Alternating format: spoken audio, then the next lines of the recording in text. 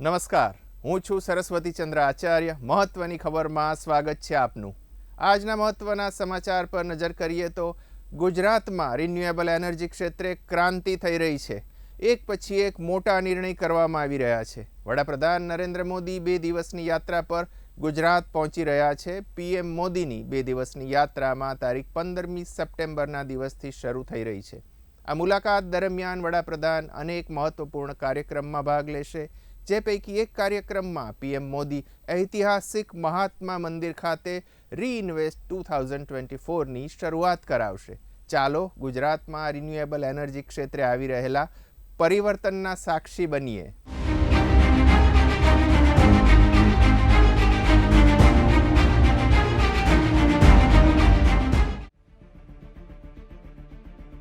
વડાપ્રધાન નરેન્દ્ર મોદીની ગુજરાતની 2 દિવસની યાત્રા શરૂ થઈ રહી છે.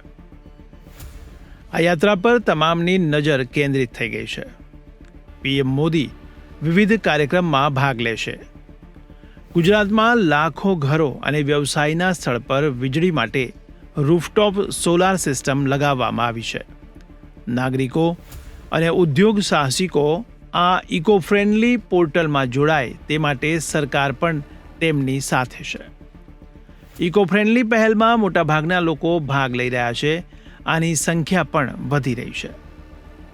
किलोवाट के लिए 30,000 रुपया, 2 किलोवाट के लिए 60,000 और उससे ऊपर 78,000 रुपया की सब्सिडी भारत सरकार द्वारा पोर्टल के द्वारा डीबीटी के द्वारा सीधे बेनिफिशियरीज को दी जाती है और ये बहुत ही अट्रैक्टिव स्कीम है. रिसेंटली माननीय प्रधानमंत्री जी ने जो नई स्कीम अनाउंस की जिसके तहत 1 करोड़ घरों पर सोलर रूफटॉप लगाने का लक्ष्यांक है. सबसे बड़ा फ़ायदा है मेरा इलेक्ट्रिसिटी बिल बिल्कुल ज़ीरो हो गया है और अभी मेरा घर का सारा इलेक्ट्रिक जितने भी इक्विपमेंट है सब सोलर पावर्ड है, सब सोलर से चल रहे हैं और मेरे पास कार भी ईवी है, इलेक्ट्रिक कार है टाटा की. सोलर के फ़ायदे तो बहुत सारे हुए.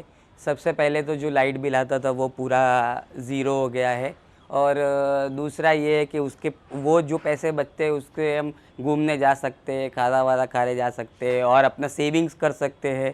और अभी इनकी लाइफ स्पैन भी 25 साल और उससे ज़्यादा की है तो वो लॉन्ग टर्म बेनिफिट अपने पास रहेगा ही रहेगा. बड़ा श्रेय गवर्नमेंट को जाता है क्योंकि इनिशिएटिव गवर्नमेंट ने पहले लिया था तो सब्सिडी का प्रमोशनल ऑफर करके गवर्नमेंट ने इंसेंटिव दिया. ગુજરાત સરકાર રિન્યુએબલ એનર્જી ક્ષેત્રે ઝડપથી આગળ વધી રહી છે. આને પ્રોત્સાહન આપવા માટે વિવિધ પગલાં લેવામાં આવી રહ્યા છે. આ યોજનાના પગલે લોકોને આર્થિક ફાયદો પણ થઈ રહ્યો છે. સાથે સાથે પર્યાવરણને પણ મોટો ફાયદો થઈ રહ્યો છે. નાગરિકો તેમના અનુભવ પણ રજૂ કરી રહ્યા છે. આંકડા અને ભાવ પર નજર કરવામાં આવે તો વર્તમાન બેન્ચમાર્ક ભાવ પર 1 કિલોવોટ સિસ્ટમ માટે ₹30,000ની સબસિડી, 2 કિલોવોટ સિસ્ટમ માટે 60,000 અને 3 કિલોવોટ સિસ્ટમ માટે ₹78,000 સબસિડી આપવામાં આવે છે. તે ખૂબ જ આકર્ષક સ્કીમ છે. આ મુજબની માહિતી ગુજરાત ઉર્જા વિકાસ નિગમના MD જયપ્રકાશ શિવહરે દ્વારા આપવામાં આવી છે. ત્યારે લાભ લઈ રહેલા લોકોનું પણ કહેવું છે કે સૌથી મોટો ફાયદો એ છે કે વીજળીનું બિલ શૂન્ય થઈ ગયું છે.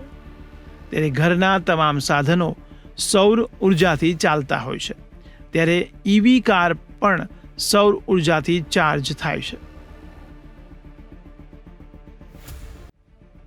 તમામ લોકો માટે સારી બાબત એ છે કે આને કારણે બચત કરી શકીએ છીએ. આ સોલાર પેનલનું આયુષ્ય પણ 25 વર્ષ અને તેથી વધુ છે. તેથી તે લાંબા ગાળાનો ફાયદો છે.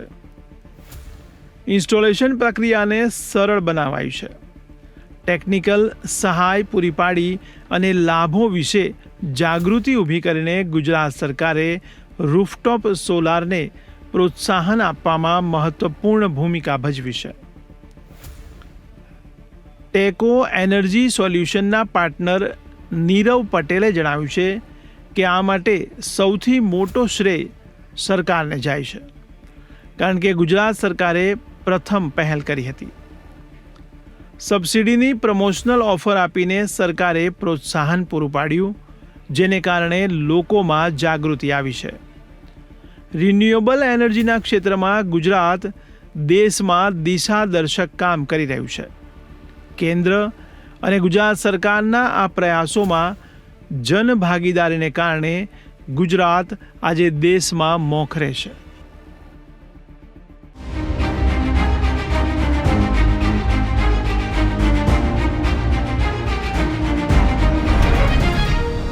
મહત્વની ખબરમાં વાત કરીએ તો અમદાવાદ સહિત ગુજરાતના જુદા જુદા ભાગોમાં વરસાદમાં બ્રેકની સ્થિતિ રહ્યા બાદ હવે રોગચાળાએ સકંજો જમાવ્યો છે.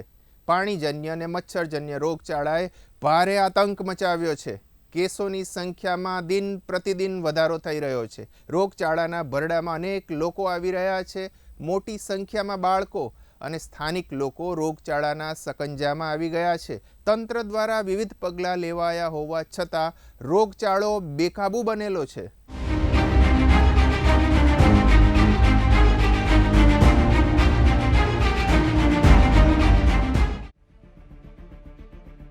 ગુજરાત સહિત અમદાવાદ શહેરમાં વરસાદના વિરામ બાદ રોગચાળાનો ભરડો જોવા મળી રહ્યો છે. શહેરમાં મચ્છરજન્યની સાથે સાથે પાણીજન્ય રોગચાળાના કેસ સતત વધી રહ્યા છે.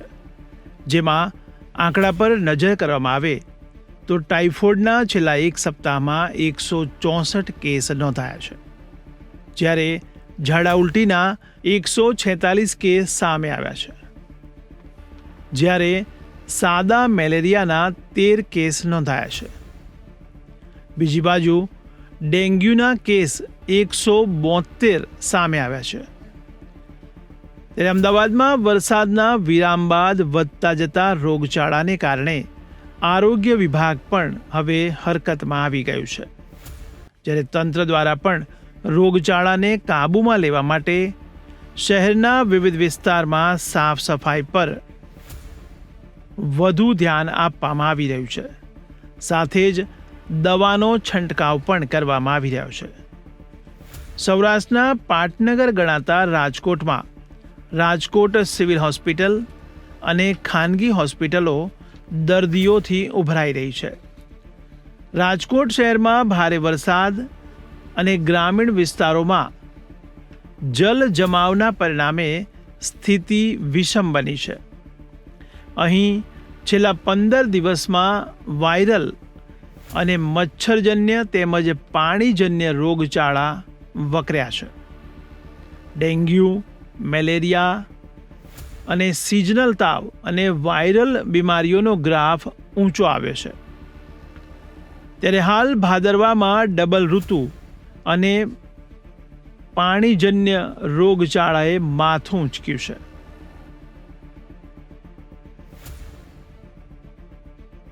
ગુજરાતના જુદા જુદા ભાગોમાં કેસો સતત વધી રહ્યા છે. રાજકોટ પંથકમાં જ કોલેરામાં 9 કેસ નોંધાયા છે. તો ગત સપ્તાહે આજી ડેમ પાસે આવેલા 2 વિસ્તારને કોલેરાગ્રસ્ત જાહેર કરવામાં આવ્યા હતા.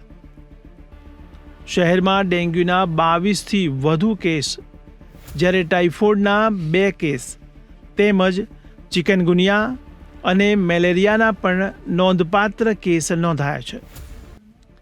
ત્યારે સિઝનલ તાવ અને વાયરલ તાવના કેસ 1600થી વધુ નોંધાયા છે. તો લોકો મચ્છરથી બચવા માટે પાણીમાં મચ્છરના પોરા ન થાય તે માટે આરોગ્ય વિભાગની માર્ગદર્શિકા મુજબ કામગીરી કરવી જોઈએ તેવી સલાહ આપવામાં આવી છે.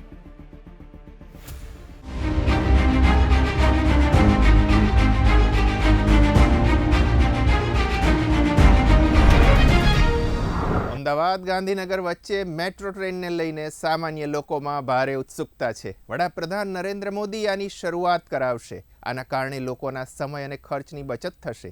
ગુજરાત સરકાર અને ભારત સરકાર સાથે ભાગીદારીમાં ગુજરાત મેટ્રો રેલ કોર્પોરેશન દ્વારા મેટ્રો રેલ નેટવર્કના બીજા તબક્કાનો પ્રારંભ થવા જઈ રહ્યો છે. આ રૂટમાં અમદાવાદ અને ગાંધીનગરના મહત્વના સ્થળો જેમ કે GNLU, PDU, gift city, Raysan, Randesan, Dholakuva circle, Infocity તેમજ સેક્ટર 1ના વિસ્તારને આવરી લેવાશે. વડાપ્રધાન નરેન્દ્ર મોદીના હસ્તે મેટ્રો રેલના બીજા તબક્કાના રૂટનો 16 સપ્ટેમ્બરે સેક્ટર 1થી શુભારંભ કરવામાં આવશે.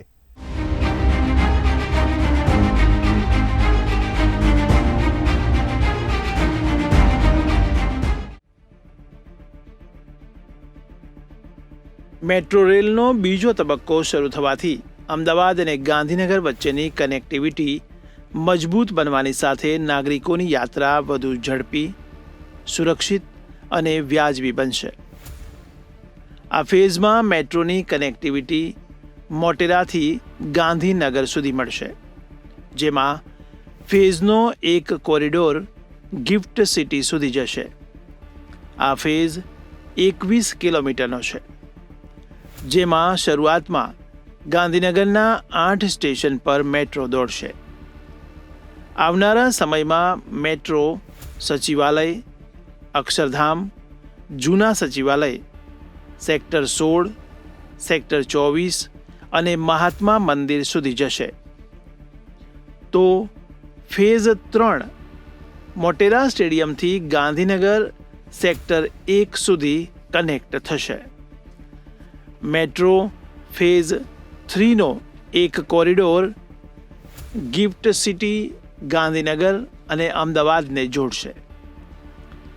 એપીએમસી વાસણાથી ગાંધીનગર સેક્ટર 1 સુધીની મેટ્રો યાત્રામાં 33.5 કિલોમીટર અંતર 65 મિનિટમાં કપાશે અને ભાડું માત્ર ₹35 છે. અમદાવાદ અને ગાંધીનગર વચ્ચે મેટ્રો ટ્રેન શરૂ થતાં લોકોનો સમય અને બળતણ બચશે. આ ઉપરાંત પર્યાવરણને શુદ્ધ કરવામાં પણ મદદ મળશે. વડાપ્રધાન નરેન્દ્ર મોદીના હસ્તે મેટ્રો રેલના બીજા તબક્કાના રૂટનો 16 સપ્ટેમ્બરે સેક્ટર 1થી શુભારંભ કરવામાં આવશે. મેટ્રો રેલના વિસ્તરણનું એક મહત્વનું પાસું સમય અને ખર્ચની બચત છે. સમયાંતરે ટ્રાફિકમાં થતા વધારા અને મોંઘા પરિવહન સામે મેટ્રો એક વ્યાજબી અને વિશ્વસનીય પરિવહન વિકલ્પ બની રહેશે. એપીએમસી વાસણાથી ગાંધીનગર સેક્ટર 1 સુધીની 33.5 કિલોમીટરની મેટ્રો યાત્રા માત્ર 65 મિનિટમાં પૂર્ણ થાય છે, જેનો ખર્ચ માત્ર ₹35 રહેશે. તેની સરખામણીએ ટેક્સીથી આ મુસાફરીનો સમય 80 મિનિટ જેટલો થાય છે, જેનું ભાડું ₹415થી પણ વધારે થાય છે. ત્યારે ઓટો રિક્ષામાં આ ભાડું ₹375 જેટલું રહેશે, જેમાં સમય મેટ્રોની આસપાસ અથવા તો તેનાથી વધારે રહેશે. ત્યારે સમય અને ખર્ચની બચત થવાથી રોજિંદા મુસાફરો, વિદ્યાર્થીઓ અને ગાંધીનગર ગિફ્ટ સિટીની આસપાસના વિસ્તારમાં કામ કરતા કર્મચારીઓ માટે મેટ્રો પરિવહન એક પસંદગીનો વિકલ્પ બની રહેશે. આ સેવા શરૂ થવાથી અમદાવાદના વ્યસ્ત રસ્તાઓ પર ટ્રાફિકને હળવો કરવામાં મદદ મળશે, જે પ્રદૂષણને દૂર કરવામાં પણ મહત્વપૂર્ણ બની રહેશે. મેટ્રોના ફેઝ 3 પ્રોજેક્ટનો કુલ ખર્ચ 5,384 કરોડ છે, જેમાં એએફડી અને કેએફડબલ્યુ જેવી આંતરરાષ્ટ્રીય એજન્સીઓમાંથી ફંડિંગ લેવામાં આવ્યું છે. આ નાણાકીય જોગવાઈ નાગરિકોને ઉચ્ચ ગુણવત્તાનું ઇન્ફ્રાસ્ટ્રક્ચર તેમજ સ્થાનિક આર્થિક વિકાસને વેગ આપવાની સરકારની પ્રતિબદ્ધતા દર્શાવે છે. આ રૂટના લીધે અમદાવાદ અને ગાંધીનગર વચ્ચેની મુસાફરીનો સમય નોંધપાત્ર રીતે ઘટશે. હવે પ્રવાસીઓ એપીએમસીથી ગિફ્ટ સિટી સુધી 1 કલાકની અંદર માત્ર ₹35ના ખર્ચે પહોંચી શકે છે. અત્રે નોંધનીય છે કે 4 માર્ચ 2019ના રોજ અમદાવાદમાં પ્રથમવાર મેટ્રો ટ્રેન દોડી હતી. વસ્ત્રાલ ગામ સ્ટેશનથી એપરેલ પાર્ક સ્ટેશન વચ્ચે મેટ્રો રેલ સેવાઓનું ઉદ્ઘાટન થયું હતું. ત્યારે મેટ્રો રેલની નિયમિત સેવાઓ 6 માર્ચ 2019ના રોજ સવારે 10 વાગ્યાથી શરૂ થઈ હતી. ત્યારે શરૂઆતમાં ભાડાનું માળખું લઘુત્તમ ₹5 પ્રથમ 2.5 કિલોમીટર માટે અને ₹10 ભાડું 2.5 થી 7.5 કિલોમીટર માટે નક્કી કરવામાં આવ્યું હતું. આ ફોર્મ્યુલા મુજબ વસ્ત્રાલ ગામ સ્ટેશનથી એપેરલ પાર્ક સ્ટેશન સુધીનું ભાડું ₹10 રાખવામાં આવ્યું હતું.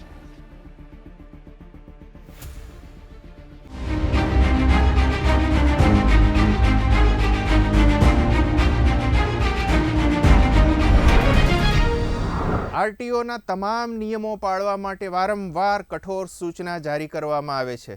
સાથે સાથે વિશેષ ઝુંબેશ હાથ ધરીને નિયમો પાળવા માટે જાગૃતિ ઝુંબેશ પણ ચલાવવામાં આવે છે. પરંતુ આ દિશામાં હજુ ઉદાસીનતા જોવા મળી રહી છે. આની ભારે કિંમત ચૂકવવી પડે છે. હજુ પણ અમદાવાદ, સુરત સહિત જુદા જુદા શહેરોમાં વિદ્યાર્થીઓની મોતની સવારી જારી છે, જેથી મોટો ખતરો રહેલો છે. આને ટાળવાની જરૂર છે. સુરતમાં વિદ્યાર્થીઓની મોતની સવારીનો વિડીયો સામે આવ્યો છે.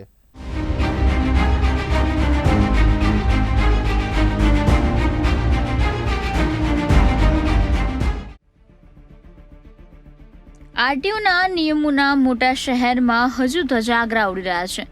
આની અવગણના પણ તંત્ર દ્વારા કરવામાં આવી રહી છે. ઘણા કેસોમાં તંત્રને માહિતી હોય છે, છતાં પગલાં લેવામાં આવી રહ્યા નથી.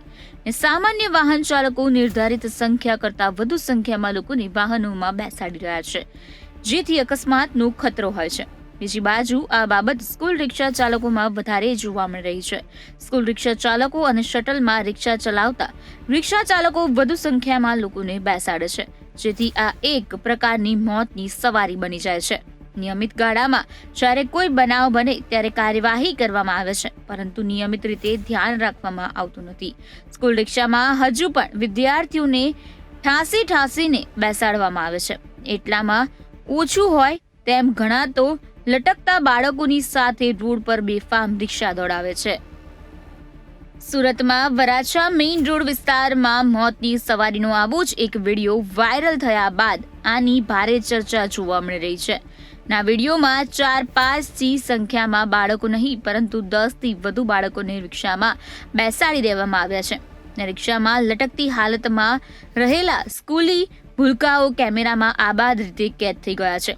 આ પ્રકારની સ્થિતિમાં કોઈ પણ સમય અકસ્માત થઈ શકે છે અને મોટી ઘટના બની શકે છે. સામાન્ય રીતે જોવામાં આવે છે કે અકસ્માત થયા બાદ તંત્ર જાગે છે ને ત્યારબાદ થોડાક દિવસ સુધી પગલાં લેવામાં આવે છે, પરંતુ ત્યારબાદ સ્થિતિ ફરી યથાવત બની જાય છે. આ વિડીયો વાયરલ થયા બાદ સામાન્ય લોકોમાં ફરીવાર ચર્ચા છે. ખાસ કરીને આ પ્રકારે બાળકોના જીવન સાથે ચેડા કરવાના બનાવોને રોકવા માટે પગલાં લેવાની માંગણી ઉઠી રહી છે. ને થોડો સમય વધારે રૂપિયા કમાવવાની લાલચમાં નાના ભૂલકાઓના જીવન સાથે ચેડા કરતા વાહન ચાલકોને લઈને એલર્ટ રહેવા અથવા તો આવા વાહન ચાલકોને ટાળવા માટે જરૂરી છે. નિર્ધારિત સંખ્યામાં બાળકોને બેસાડવામાં આવે તેવી માંગણી ઉઠી રહી છે.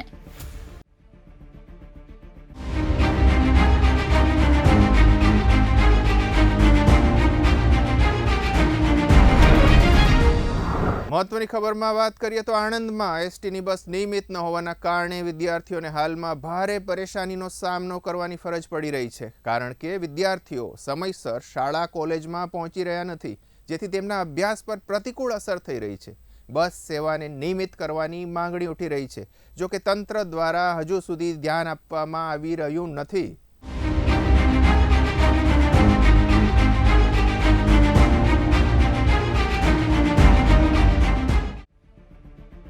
આણંદમાં એસટીની બસો હાલમાં ખૂબ જ અનિયમિત આવતી હોવાથી વિદ્યાર્થીઓમાં નારાજગીનું મોજું ફરી વળ્યું છે.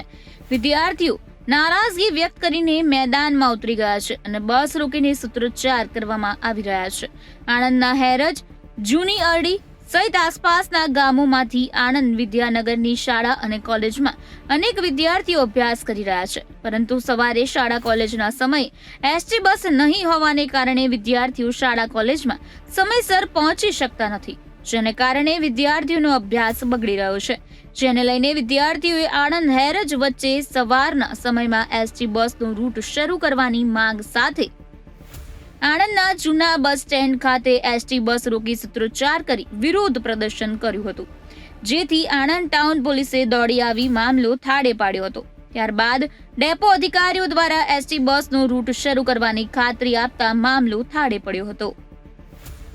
મેનેજરને અમે રજૂઆત કરીએ છીએ, ફોન પર કરી પણ સરખો જવાબ આપતા નથી. એ એવું કહે છે કે અમે શટલ મોકલ્યું છે. 7 વાગ્યાનો ટાઈમ છે, 8 વાગે બસ આવે તેનો મતલબ શું? નોકરી કરતા એમને અંદર જવા ના દે, બરોબર? ઓફિસમાં બોલાવે, પછી લેક્ચર છૂટી જાય, એનું શું કરવાનું? આજે 1, 2, 3 આજે મેન પેપર હતો, છૂટી ગયા, શું કરવાનું અમારે? અને બીજો પ્રોબ્લેમ ડેપો મેનેજર એવું કહે છે કે મોટી બસો જતી નથી એરંજવાળા પુલ ઉપર, પુલ ડેમેજ છે.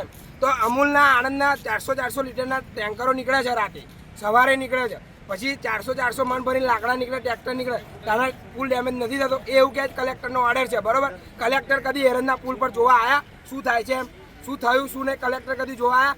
એ તો છોડો, અહીંયા આગળ એરંજના પુલ આગળ ગુજરાત પોલીસ નહીં ઊભી રાખતા, અત્યારે કશું ઊભી રાખતા નહીં. એવા એવું કે સરકારની જવાબદારી, બરોબર? તો સરકારની જવાબદારી, પ્રાઇવેટ સાધન, તો એ બધા એ લોકોએ વોટ નહીં આપ્યો હોય સરકારને, તો એ આગળ પોલીસવાળા ઊભા ના રહે. ખાલી એસટી નહીં, બધા પ્રાઇવેટ સાધને ના નીકળવા જોઈએ મોટા, ખાલી બાઇક, રિક્ષા અને ગાડી નહીં, ખાલી બાઇક અને રિક્ષા જ નીકળવી જોઈએ. બધા માટે કાયદો સરખો આવવો જોઈએ. એ એવું કહે છે કે મિની બસ આવશે. મિની બસમાં કેવું કરે છે, આ પેલી છેડે ઉતારે પુલને, આ છેડે ઉતારે. તો મોટી બસમાં એવું ના થાય. તેવા એવું કહે છે કે પુલ ડેમેજ છે, કશું થાય તો વિદ્યાર્થીઓને શું કરવાનું? તો મોટા ટેન્કરો જાય છે, તને એ લોકોને કશું નહીં દેખાતું. આરડી ગામનો આ પ્રશ્ન છે. આજે વારંવાર આ લોકોને રજૂઆત કર્યા છતાં પણ આ લોકો મેનેજ ના કરી શકે. એ કારણથી અમારે 3 છોકરાઓના પરીક્ષાનું પેપર હતું, એ છૂટી ગયું છે. તો હવે આની જિમ્મેદારી કોણ લેશે? હા, રજૂઆત તો કરીએ છીએ. ડેપો મેનેજરનો ફોન મારે તો કે હું અમદાવાદ છું, બીજાને ફોન મારે તો બીજી બસ ઇમરજન્સી મોકલી દીધી, પણ પેપર છૂટ્યા પછી શું કરવાનું છે? બીજી બસ ફોર્માલિટી મારે મોકલે, કશા અર્થ નહીં ને. છેલ્લા ઘણા દિવસથી, છેલ્લા 1 મહિનાથી આ જ પ્રોબ્લેમ છે. એક બાજુ એસટી બસ સમયસર ન આવતા વિદ્યાર્થીઓ નારાજ દેખાઈ રહ્યા છે, અને બીજી બાજુ તંત્ર દ્વારા કોઈ પણ પ્રકારની પ્રતિક્રિયા હજુ સુધી આપવામાં આવી નથી, જેથી વિદ્યાર્થીઓ વધારે પરેશાન થઈને આક્રમક કાર્યક્રમો પણ કરી શકે છે, અને વિદ્યાર્થીઓના હિતમાં તરત જ ધ્યાન આપવાની જરૂર છે.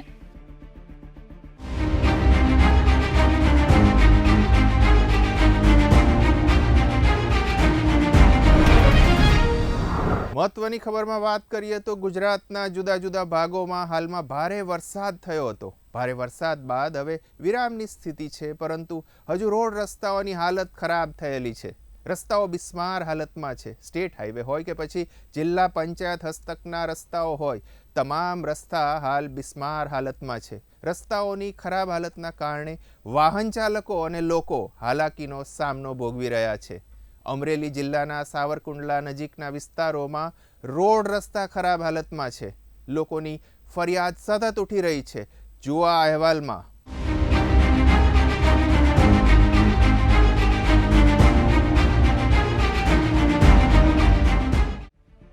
આ છે અમરેલી જિલ્લાના સાવરકુંડલા તાલુકાના ભમુદ્રા ગામ અને ભમુદ્રાથી નાળ જવાનો રૂટ છેલ્લા ઘણા વર્ષોથી ખરાબ હાલતમાં છે, અને ભમુદ્રાથી નાળ સુધીનો 6 કિલોમીટરનો રસ્તો અતિ બિસ્માર બન્યો છે.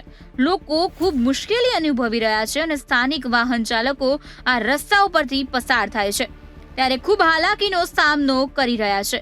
રસ્તાઓની ખરાબ હાલતને કારણે અકસ્માતનો પણ ખતરો રહેલો છે. ભમોદરા મારું ગામ છે. આમ વાડી આંટો મારવા ગયો હતો અને હાલ્યો આવું છું. હવે રસ્તો એટલો બધો ખરાબ છે, મારી ઉંમરના કારણે હવે મોટરસાઇકલ આખી પરિસ્થિતિ કપરી થઈ ગઈ છે. અને અહીંયા શમશાનની અંદર માણસ મૃત્યુ થયું હોય ત્યારે પણ લાવવું હોય તોય બહુ અઘરી પરિસ્થિતિ છે. 15-17 વર્ષથી લગભગ આ રોડ થયો નથી, અમે ભાળ્યો નથી. આવી પરિસ્થિતિ છે ભાઈ. વાહન ચાલકોની સાથે સાથે ખેડૂતો પણ પોતાના ગાડા અને ટ્રેક્ટરો લઈને આ રસ્તા ઉપરથી પસાર થાય છે, અને તેમને પણ હાલાકીનો સામનો કરવો પડે છે. અને ભમોદરાથી નાળ જવાના મુખ્ય રસ્તા ઉપર અનેક ખેડૂતોની જમીન આવેલી છે, ત્યારે આ વિસ્તારના ખેડૂતોને પણ મુશ્કેલી ભોગવી રહ્યા છે. ને આ જ ગામનું સ્મશાન ગૃહ આ રસ્તા ઉપર આવેલું છે.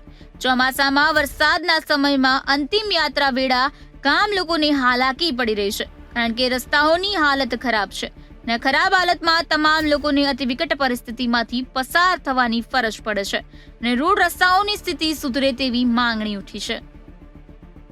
અને આ રસ્તો રાજ રસ્તો છે અને આ અંતિમ યાત્રાનો આખા ગામનો આ રસ્તો છે ને એટલો ખરાબ છે કે એની વાત પૂછવામાં મોટરસાઇકલ હું આ 4 વ્હીલ તો હાલતી જ નથી ને ગાડા ખેડૂતોને બહુ મુશ્કેલી પડે છે જવામાં આવવામાં અને મોટરસાઇકલ પણ બહુ તકલીફ પડે, મોટરસાઇકલ પણ નથી હાલતી, એટલી બધી તકલીફ ગામજનોને પડે છે. અને આ અંતિમ યાત્રા જે આપણે આ કિલોમીટર શમશાન યાત્રા થાય છે અમારે, અને એ ગામજનોને હાલવામાં અને જવામાં બહુ જ મુશ્કેલી પડે છે.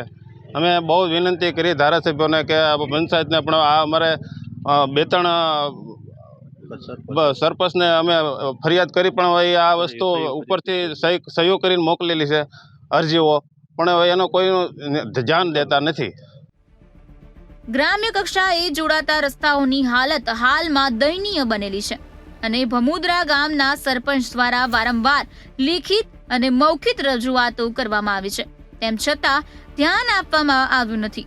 રસ્તા ખરાબ હાલતમાં છે અને રસ્તો સારો કરવામાં આવી રહ્યો નથી અને સ્થાનિકોના મતે 13 થી 15 વર્ષ પહેલા આ રસ્તો બનાવવામાં આવ્યો છે, ત્યારથી અત્યાર સુધી રસ્તો બનાવવામાં નથી. સરકાર સમક્ષ માંગણી કરવામાં આવી રહી છે અને તાત્કાલિક ધોરણે રસ્તો સારો કરવામાં આવે. હું આ ગામમાં સરપંચ પ્રતિનિધિ તરીકે છું, બરોબર, અને આ રસ્તાની આ ગામ અંદરથી કે નાળ સુધીનો રસ્તો લગભગ મારા ખ્યાલ પ્રમાણે 2010-11માં બનેલો છે, તે પછી બન્યો નથી ક્યારેય. અને અધિકારીઓને બધાને રજૂઆત ફૂલ કરેલી છે આની. હું આવ્યો એના 2 થી 2.5 વર્ષ થઈ ગયા છે, તો 2.5 વર્ષની અંદર મેં કમસે કમ 10 થી 15 વાર લેટર પેડ લખીને રજૂઆત કરેલી છે, છતાં પણ એનું કોઈ વસ્તુ થતી નથી. વિકસિત ગુજરાતના ગ્રામ્યના ગામડાઓમાં તાલુકાઓને જોડતા અને જિલ્લાને તાલુકાના જોડતા રસ્તાઓની ક્યાંક હાલત ખરાબ જણાઈ રહી છે ને છેવાડાના ગ્રામ્યમાંથી સ્થાનિકો અને રાહદારીઓનો અવાજ ક્યારે સરકાર સુધી પહોંચે તે જોવાનું રહ્યું.